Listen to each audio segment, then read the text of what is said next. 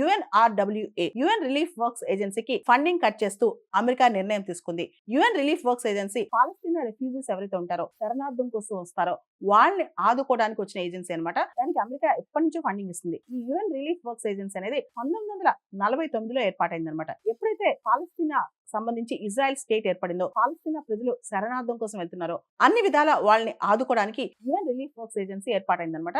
దానికి అమెరికా మొదటి నుంచి చాలా ఫండింగ్ ఇచ్చింది. కానీ డొనాల్డ్ ట్రంప్ ఇప్పుడు సడన్ గా ఫండ్స్ ఆపేశారనమాట. ఎందుకు ఆపేశారంటే ప్రధానంగా యుఎన్ రిలీఫ్ వర్క్స్ ఏజెన్సీ అనేది హమాస్ బేస్డ్ టెర్రరిస్ట్ సంస్థలాగా భావిస్తూ, అంతేకాదు హమాస్ కంట్రోల్ చేస్తుంది దీన్ని. ఇది కేవలం హమాస్ ని ప్రమోట్ చేయడానికి, హమాస్ యొక్క మిలిటెన్సీ ప్రమోట్ చేయడానికి ఉద్దేశించబడిందని చెప్పి ఘాటైన వ్యాఖ్యలు చేస్తున్నారు కొంతమంది అమెరికన్స్ దీని మీద. అంతేకాదు యుఎన్ రిలీఫ్ వర్క్స్ ఏజెన్సీ గురించి even Israeli prime minister Benjamin Netanyahu కూడా చాలా క్రిటికల్ గా ఉన్నారనమాట. ఈ తరుణంలో బెంజమిన్ నెతన్యాహు అమెరికా విజిట్ లో ఉన్నారు. ఇప్పుడు ఆయన అమెరికాకి వెళ్లారు. ఆయన ఇజ్రాయలీ ప్రైమ్ మినిస్టర్ అమెరికాలో ఉన్నారు. ఈ టైంలో యుఎన్ రిలీఫ్ వర్క్స్ ఏజెన్సీ మీద ఇది యాంటీ సెమెటిక్, యాంటీ ఇజ్రాయలీ అని చెప్పి స్టాంప్ వేసి దానికి ఫండింగ్ కంప్లీట్ గా ఆపేసింది ట్రంప్ ప్రభుత్వం. సో పాలస్తీనా శరణార్థులు ఎవరైతే ఉన్నారో వాళ్ళకి సడన్ గా అన్ని సపోర్ట్ సిస్టమ్స్ ఆగిపోతున్నాయి అనమాట.